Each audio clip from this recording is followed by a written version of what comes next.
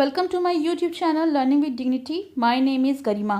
आज हम करेंगे class 7th English NCERT the alien hand supplementary का 10th chapter and alien hand का सेकंड पार्ट। इसका फर्स्ट पार्ट और इसके बाकी सारे चैप्टर्स की प्लेलिस्ट मैं आपको डिस्क्रिप्शन बॉक्स में दे दूंगी, तो आप वहाँ से सारे वीडियोज़ इस बुक के देख सकते हैं। So let's start the second part. Next day, when Tillu's father went to work, he found the control room full of excitement. अगले दिन जब टिल्लू के पिताजी काम पर गए तो उन्होंने कंट्रोल रूम में पाया कि बहुत ज़्यादा एक्साइटमेंट है।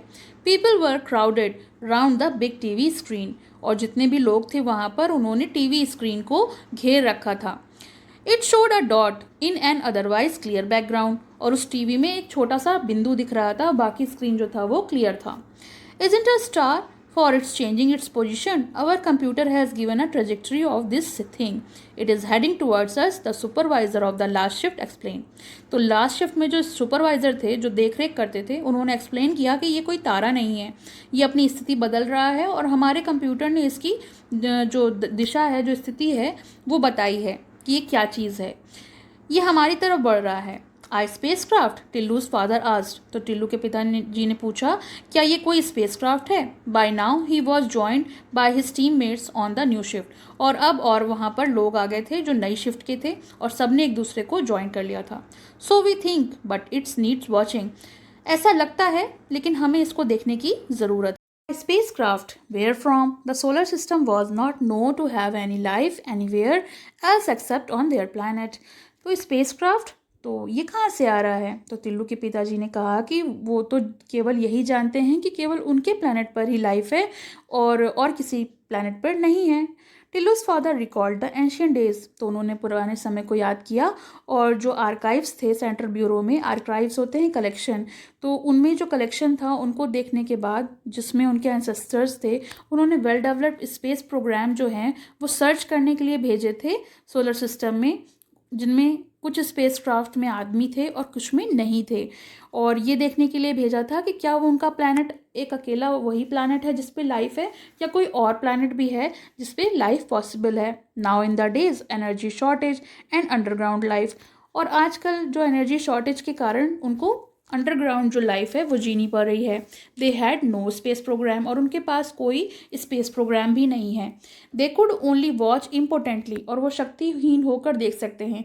इम्पोर्टेंटली मतलब बेबस होकर वो देख सकते हैं कि उनका जो विंटेज पॉइंट है अपनी सहूलियत के हिसाब से कि वो जो स्ट्रेंजर्स आ रहे हैं वो कहाँ से आ रहे हैं और कौन थे।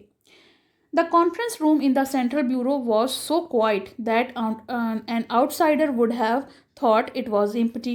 और जो कॉन्फ्रेंस रूम था सेंट्रल ब्यूरो का, वहाँ पर सब शांत थे कि वो जो बाहर से लोग आ रहे हैं वो कौन हैं और उनको वो देख रहे थे। फार फ्रॉम इट मतलब उसी दूरी से टीवी स्क्रीन पे।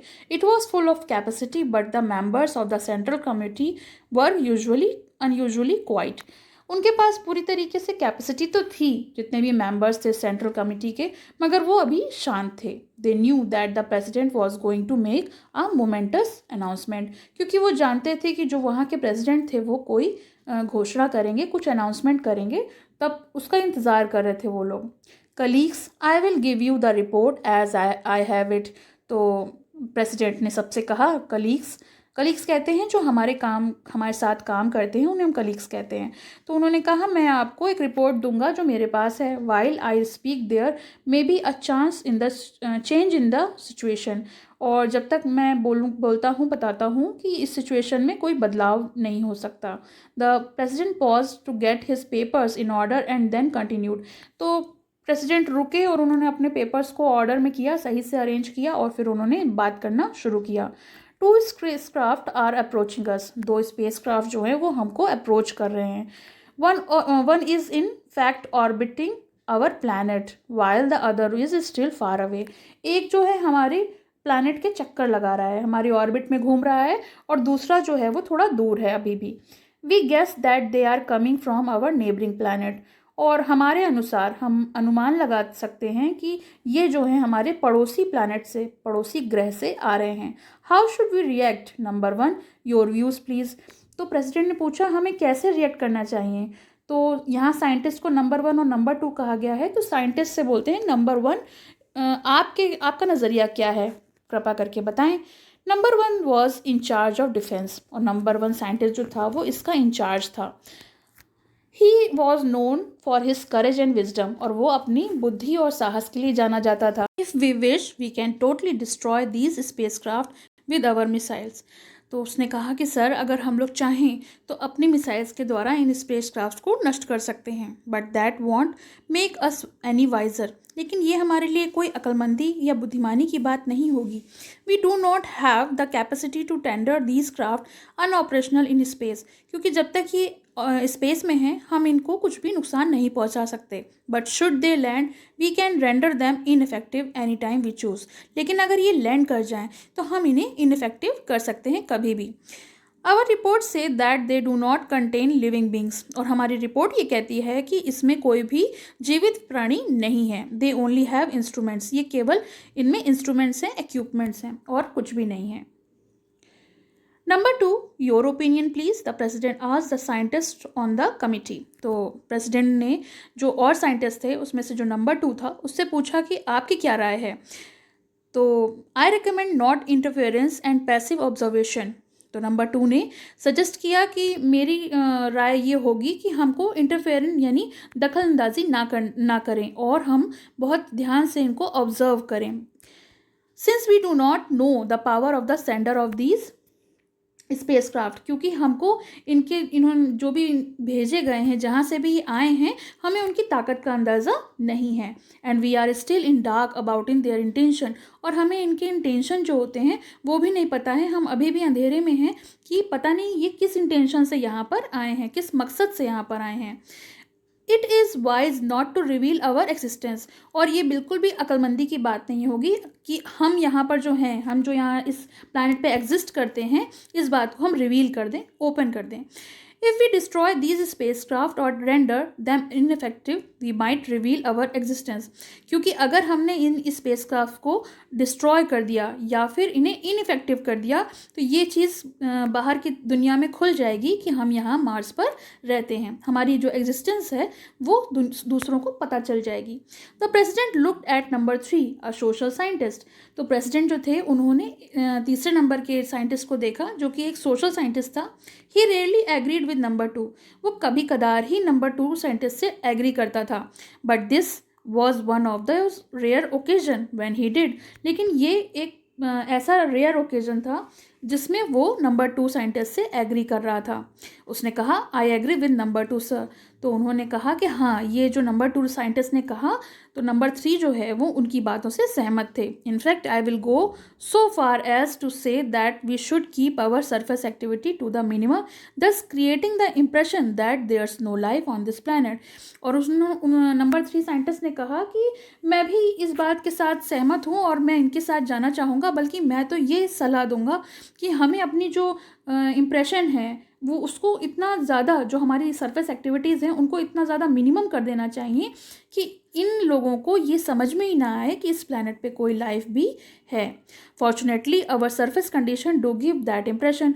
और भाग्यवश हमारा जो सरफेस कंडीशन है वो इस तरह के इम्प्रेशन इनको ज़रूर देगा. उनको पता ही नहीं चलेगा कि हम यहाँ पर रहते हैं. Before the president could speak her personal telephone wrong. इससे पहले कि प्रेसिडेंट कुछ बोल पाते उनका जो पर्सनल टेलीफोन था वो बजने लगा. ही lifted the receiver and listened quietly for a minute. और उन्होंने रिसीवर उठाया और 1 मिनट के लिए बात की. कलीग्स ही अनाउंस्ड. और उन्होंने ये घोषणा की कि जो पहला स्पेस क्राफ्ट है वो लैंड कर गया है. It was a red letter day in Tilu's life, the day he was waiting for his father had at last taken him to the control room. तो आज टिल्लू के जीवन में एक बहुत इंपॉर्टेंट डे था, क्योंकि आज का दिन का वो बेसब्री से इंतज़ार कर रहा था इतने समय से, और आज उसके पिताजी आखिरकार उसको कंट्रोल रूम में ले गए. From here he could see the alien spacecraft on his TV screen. What a funny looking thing, Daddy. What does it contain? Tillu asked. तो उसने वहीं से जो स्पेसक्राफ्ट है वो टीवी स्क्रीन पर देखा और कहा कि डैडी कितना अजीब लगता है, फनी लगता है, और है क्या इसके अंदर. His father shook his head. Can't say for sure. We are only allowed to observe it from far.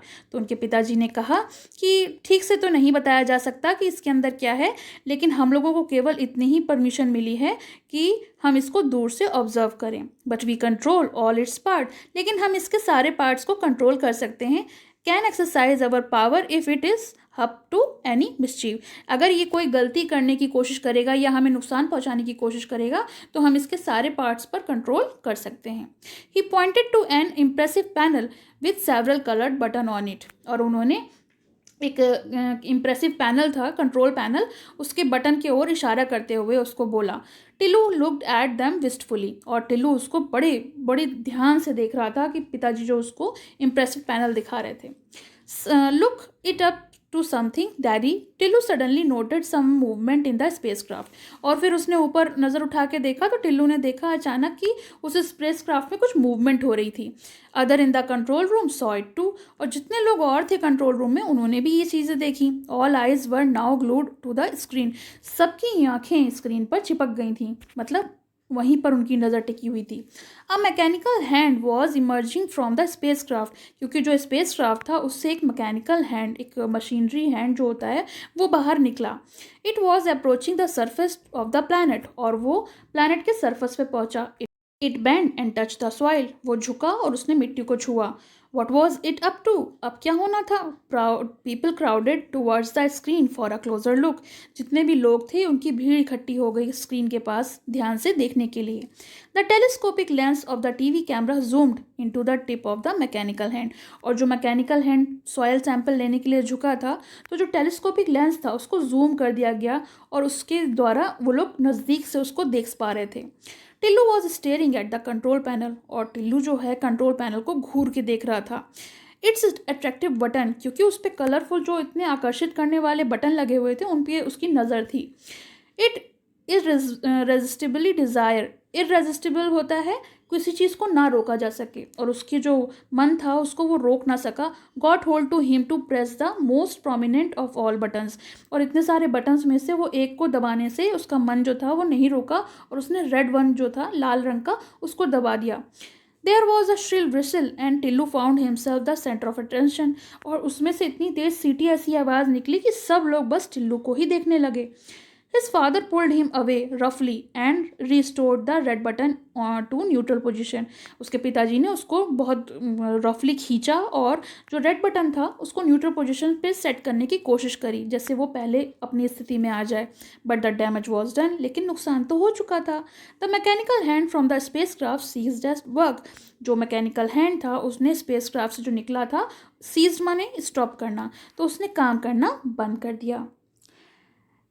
At a press conference held by NASA. तो जो अब तक हो रहा था वो मार्स पे हो रहा था, लेकिन अब यहाँ अर्थ पर एक नासा की जो कॉन्फ्रेंस थी वो हो रही थी। A scientist was briefing the world press. और एक साइंटिस्ट थे जो ये चीज़ें बता रहे थे। Everything has been going on smoothly with the Viking mission.